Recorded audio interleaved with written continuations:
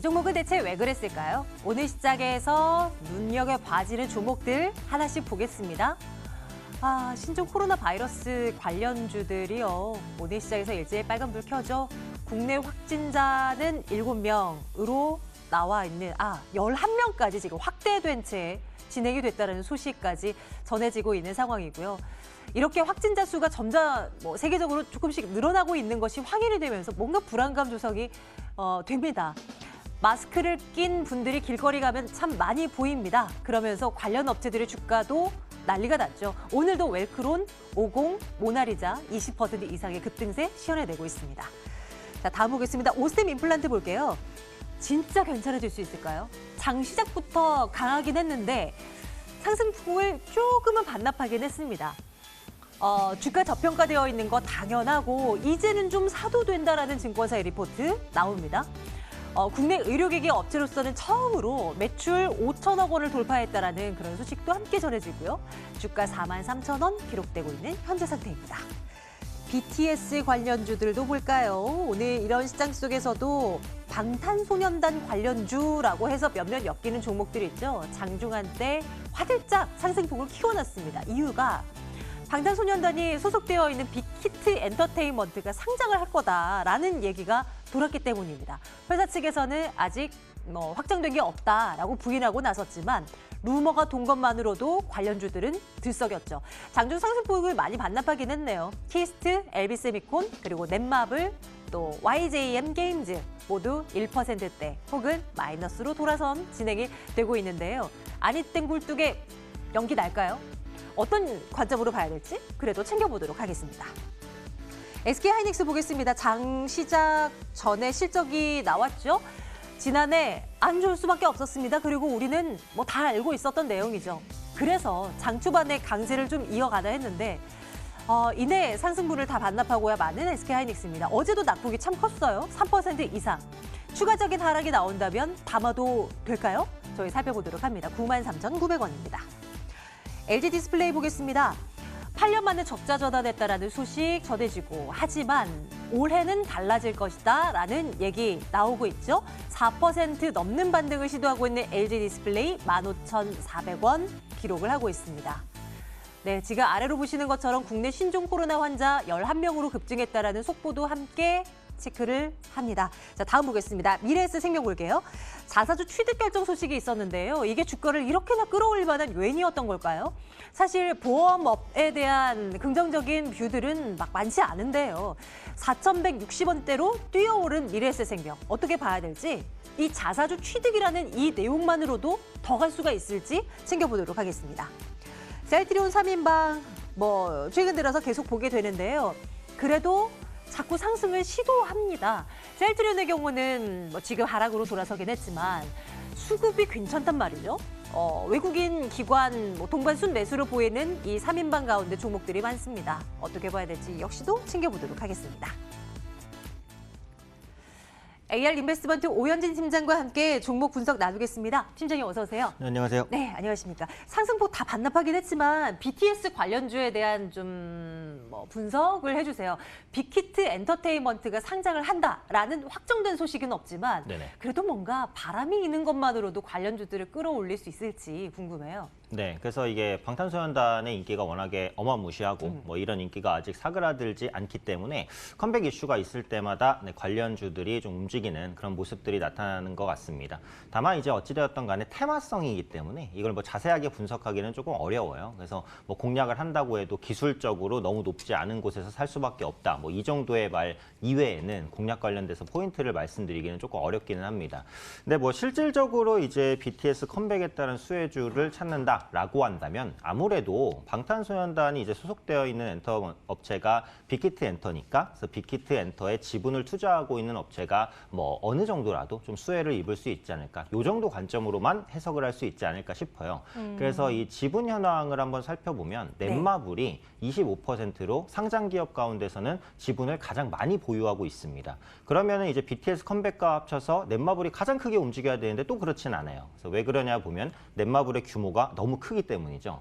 테마성에 엮여도 기업 규모가 크면 그 테마로 잘 안 움직입니다. 그러니까 예를 들어서 삼성전자가 뭐 정치 테마주로 엮인다고 해서 삼성전자가 그 부분 때문에 급등락하지는 않겠죠. 그래서 그렇겠죠. 그것과 똑같아요. 그래서 네. 엮여 있어도 이제 조금 가벼운 종목군들이 많이 움직일 수 있다라는 거죠. 그래서 지금 두 번째로 지분을 많이 보유한 업체가 스틱 인베스트먼트인데 12% 보유하고 있습니다. 근데 이거는 이제 상장사는 아닌데요. 이 모회사가 DPC라는 기업이에요. 그래서 오늘 DPC가 장중에 20% 이상 가장 높은 급등을 보였습니다. 그래서 말씀해 주신 대로 이제 빅히트를 뭐 상장할 수 있을 것이다. 이런 기대감이 부각되면서 더 크게 올랐는데 빅히트 엔터 측에서는 아직은 구체적으로 결정된 바가 없다라고 부인을 했습니다. 그래서 그러면서 관련 종목군들이 윗꼬리를 좀 달고 있는 그런 모습이고요.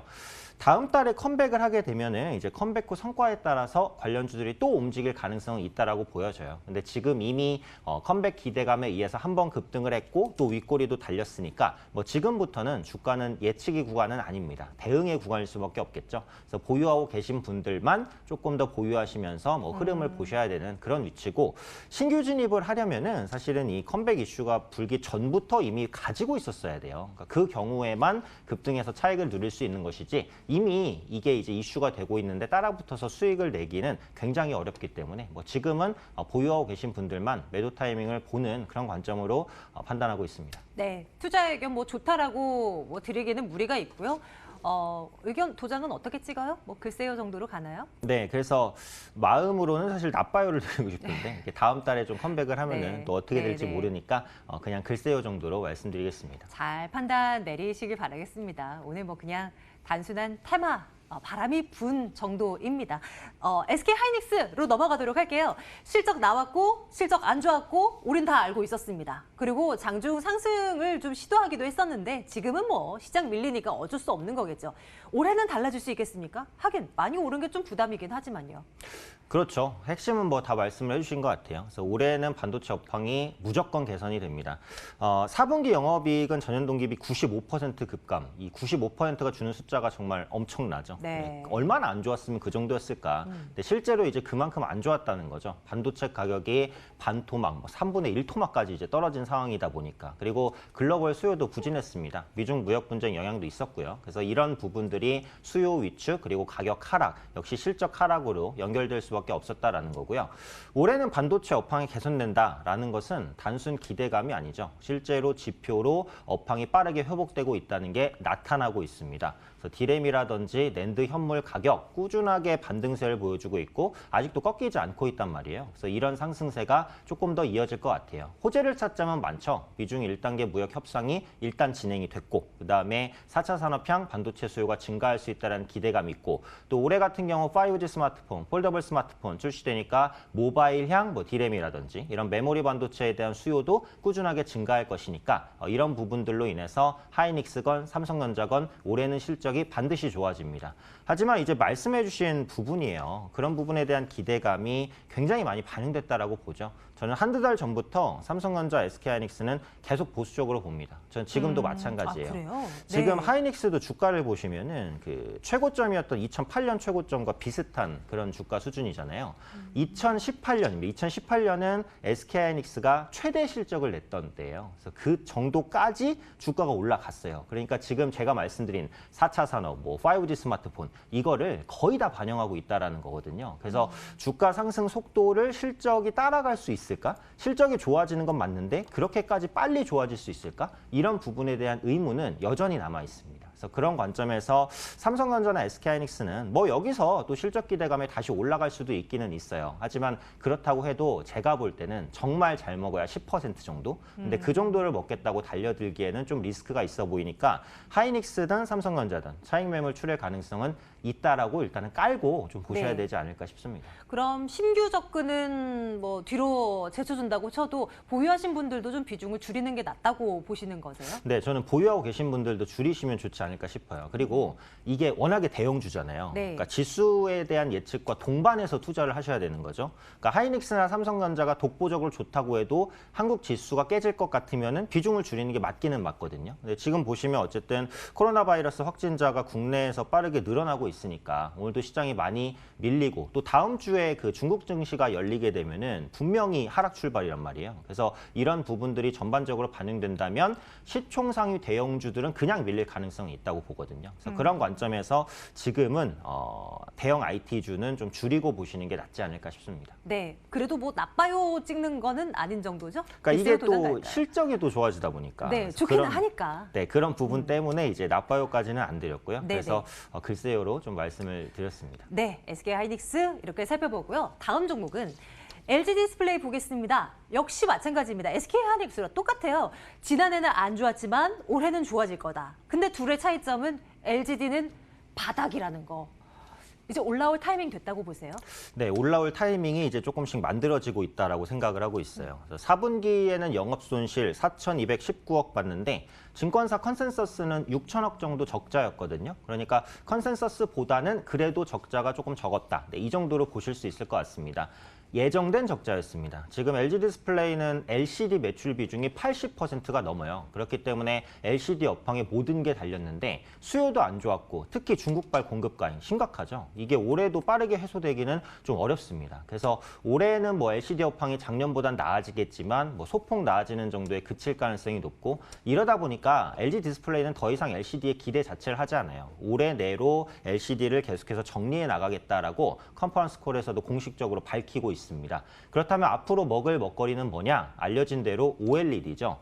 전에도 제가 말씀드렸습니다만 OLED는 LCD보다 모든 면에서 거의 모든 면에서 유리합니다. 시야각도 좋고 백라이트 유닛 필요 없어서 얇게 만들 수 있고 플렉서블로 발전 가능하고 여러 가지 장점에도 불구하고 비싼 게 문제다라는 말씀을 드렸는데 그래서 그런 부분들이 많이 해소가 되고 있어요. 물론 아직도 LCD보다 비싼 것은 맞지만 그래도 기술 발전에 의해서 극복해 나가는 것은 맞으니까. 그리고 지금 OLED TV가 그 폴더블 디스플레이까지 발전하고 있는 중인데 요즘에 그 최근에 있었던 CES나 이런 거 보시면은 네. TV가 이제 이렇게 말려서 올라갔다가 또 말려서 내려가고 요게 이제 아마 앞으로 우리가 오게 될 그 신규 TV라고 보시면 될 것 같아요. 그래서 그런 부분에 있어서 LG 디스플레이가 제가 볼 때는 국내에서 가장 뛰어나다고 보거든요. 그래서 이런 부분들이 부각이 된다면 올해는 OLED가 LCD의 부진을 어느 정도 좀 만회해 줄 수 있지 않을까 이렇게 판단하고 있고요.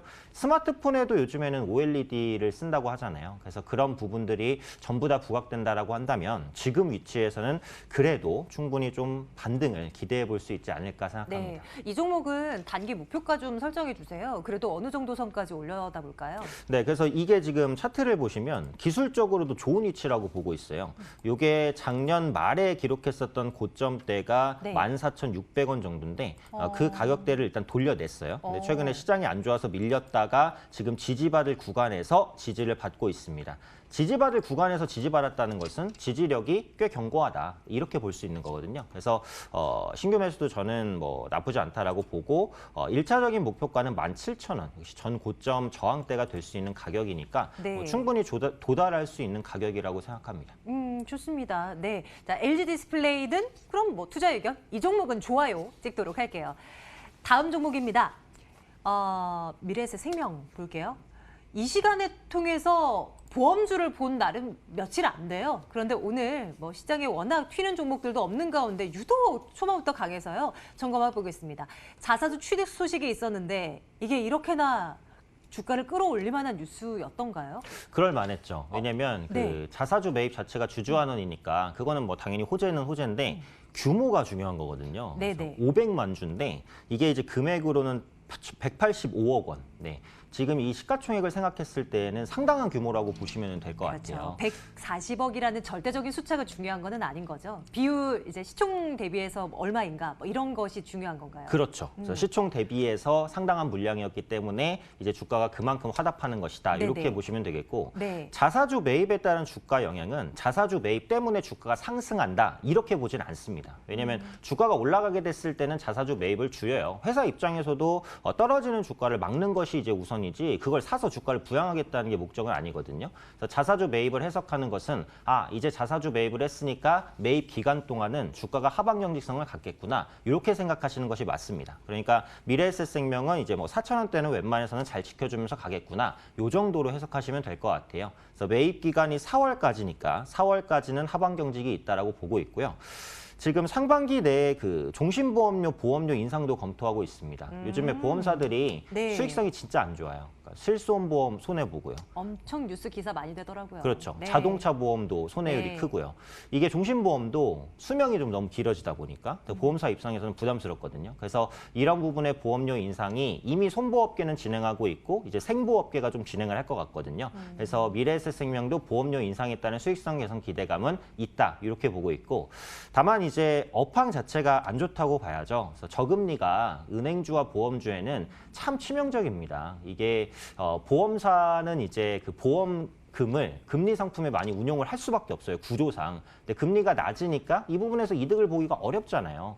단순히 보험료를 막 올린다고 해서 이게 수익성이 다 극복되는 건 아니거든요. 그래서 금리가 엄청 중요한데 요즘에 코로나 바이러스 때문에 또 경기가 악화될 조짐이 보이니까 다음 달에 금리를 추가로 인하할 수 있다. 이런 말까지도 나오고 있거든요. 그래서 이런 부분들이 은행주나 보험주에는 상당한 부담입니다. 그래서 보험사 같은 경우에는 상승을 하더라도 상단이 계속 막히는 그런 모습들이 나타날 가능성이 높다라는 관점에서 역시 좀 보수적으로 보셔야 되지 않을까 싶습니다. 그래도 호재성 이슈가 뭐 없는 건 아니지만 그렇다고 하더라도 주가를 완전히 방향을 뒤바꿀 만한 그런 이슈는 아직까지는 보이지를 않는다는 생각을 가져야 될 것 같아요. 미래에셋생명 투자 의견은 글쎄요?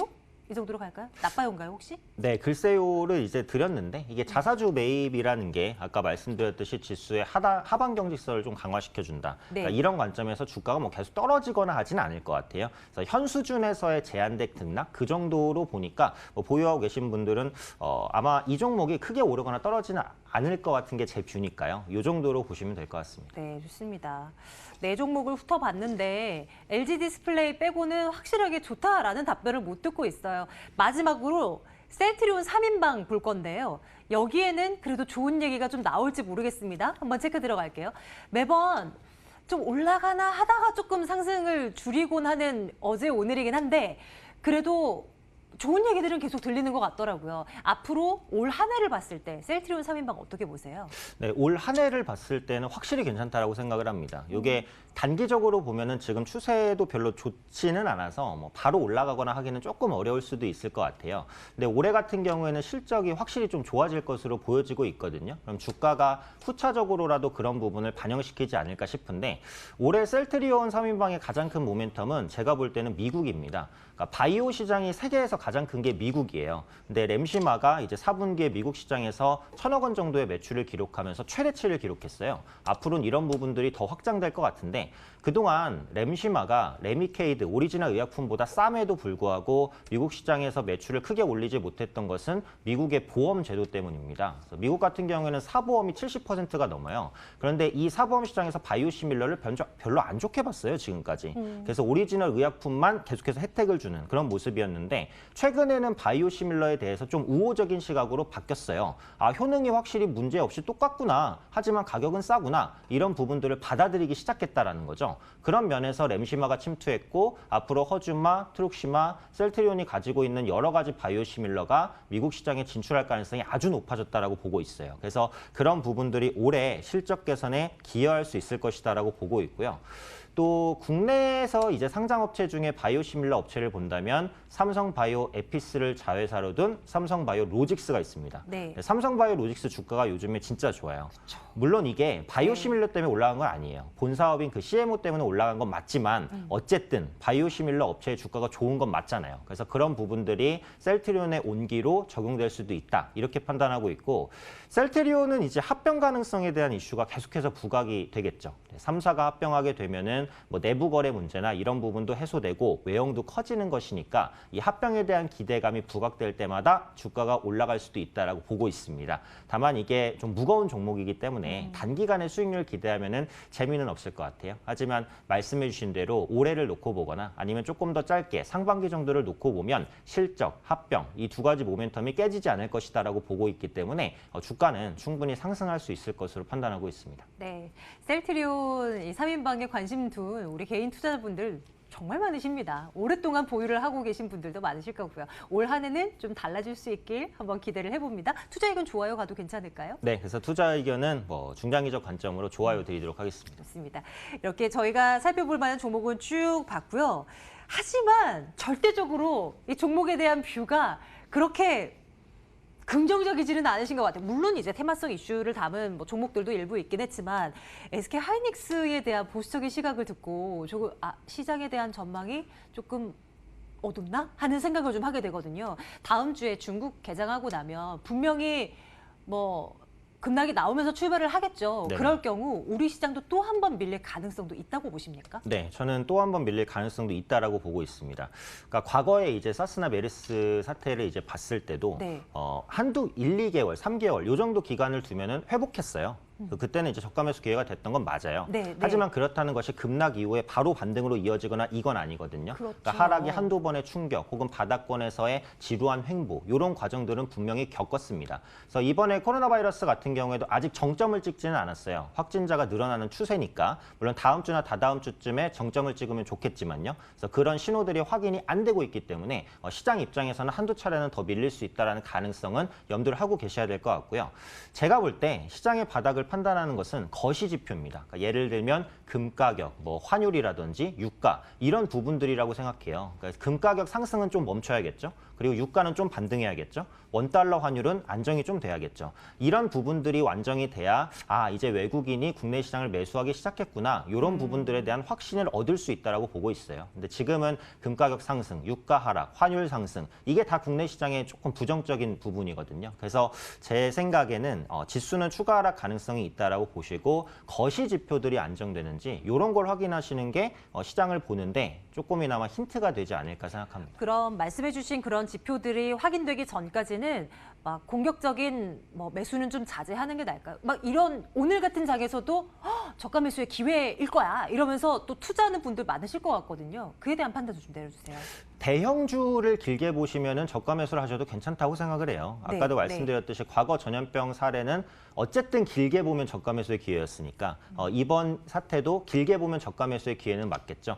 다만 이제 중소형주 혹은 이제 뭐 단기 테마주 이런 종목을 매매하실 때는 지수가 이렇게 밀릴 때 크게 이제 하락할 가능성이 높으니까 뭐 트레이딩을 좋아하시는 분들은 이제 뭐 그날 매수 매도 타이밍을 잡으시면 지수 무너질 때 바로 손절하셔도 됩니다만 일반적인 개인 투자분들은 이게 좀 어렵다. 쉽지가 않죠. 네, 이렇게 이제 생각을 하거든요. 그래서 네. 지금은 이제 현금 비중은 계속 유지하시는 게 좋을 것 같아요. 만약에 100이라면 50 정도는 현금 비중을 유지하시면서 내가 정말 길게 보는 실적 호전 대형주 이런 게 있으면은 조금씩 모아가는 전략 뭐 그 정도 관점은 가능하다고 보고 지금 떨어졌으니까 뭐 적극적으로 매수하자 이건 좀 어렵다고 봅니다. 지수가 한두 번 정도는 더 하락이 나올 수 있으니까 앞으로 매수 기회는 더 줄 거라고 생각하니까요. 한 발짝 떨어져서 시장 관망하시면서 확실한 종목만 매매하시는 거 뭐 이게 가장 중요한 전략이 되겠다고 생각합니다. 그럼 오늘 우리가 얘기 나눈 종목 중에 그래도 확실한 종목은 어떤 걸로 갈까요? 네, 사실 이제 주식이 확실하다는 건 없죠.